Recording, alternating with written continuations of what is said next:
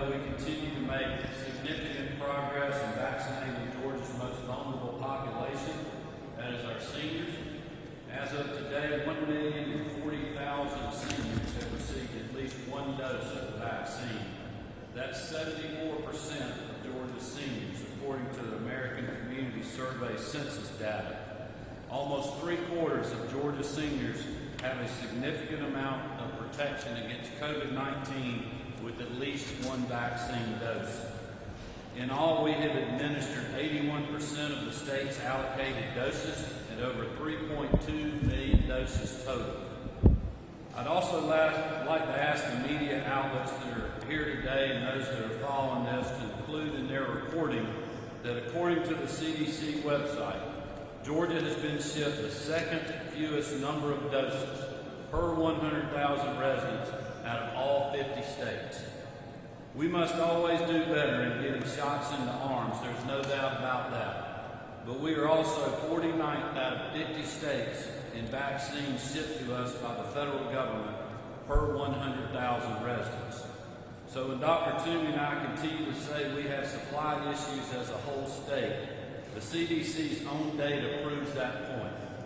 This context is absolutely vital when informing the public of how Georgia is distributing its vaccine. I also would remind the media here today that we continue to work through data reporting issues that is shorting Georgia at least 250,000 doses confirmed as administered through the federal pharmacy program that had not been reported as administered in our state. As far as vaccine eligibility, Dr. Toomey and I have been clear from the beginning that when supply was limited, we would prioritize the most vulnerable, and that's exactly what we have done. And today, 3/4 of our seniors have significant protection against COVID-19. We were also consistent that as supply increased and we vaccinated more and more high-risk Georgians, the state would move to expand eligibility. This week, Georgia received over 450,000 vaccines. That includes both first and second doses. While we do not have a specific number yet, we've been told to expect an increase of both Pfizer and Johnson & Johnson next week. And due to the uneven demand public health officials and private providers are experiencing in different regions of the state, the Department of Public Health directed approximately 70% of this week's total vaccine allotment to the North Georgia and Metro Atlanta area to put more supply where the demand is highest. While overall demand is greater in the Metro Atlanta area, we also have sites like the Mercedes-Benz Stadium that we toured today that have appointments available and open for next week. In much of rural Georgia, south of Macon, the demand is much lower. However, our Habersham County site in northeast Georgia is booked solid for the rest of the week.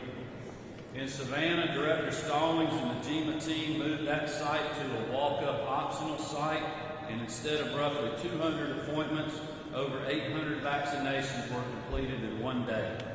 This is just one example of how the state continues to adapt to changing circumstances on the ground, and we're encouraging private providers to do the same. Providers should partner with local churches, civic groups, and community organizations to get the word out about vaccine availability, and everyone should be utilizing 80% of their doses received within 7 days. We cannot afford to have vaccines sitting in the freezers, whether it's in Metro Atlanta or rural Georgia. If you are currently eligible for vaccination, please make your appointment. If none are available today or tomorrow, go ahead and make an appointment for next week or 2 weeks down the road, whatever the case may be, and confirm your spot in line as quick as possible. The resources remain the same. Local public health districts are ready to assist you, and you can schedule those appointments at dph.georgia.gov, or you can sign up at one of our 8 state-operated mass vaccination sites at myvaccinegeorgia.com. You can also check with your local providers like Walmart, Walgreens, CVS, Ingles, Kroger, Publix, and your local hometown pharmacy. Again, please make those appointments today or tomorrow, even if you're scheduling the vaccination for next week or into the future. As Dr. Toomey and I mentioned multiple times over the last few weeks, we would be moving quickly to expand vaccine criteria, provided we continue to see increased supply from the federal government. That's why, effective this Thursday, March 25th, all Georgians over the age of 16 will be eligible for the COVID-19 vaccination. Once that expanded eligibility goes live on Thursday, appointments will no doubt be hard to find in certain regions of our state. We will continue to shift doses to the areas of highest demand, as we have over the last few weeks. That is why we prioritized our seniors for 2 months.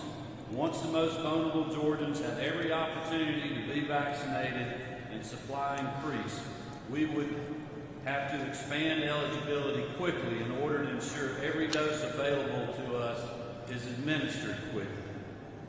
As many of you saw, our First Lady, who joins us today, got her vaccine last week.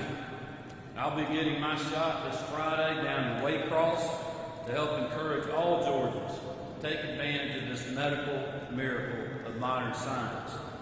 I also just saw on social media where our Chief Justice Harold Melton, Justice McMillan, and much of the court staff was vaccinated today, and we appreciate them showing leadership in that area.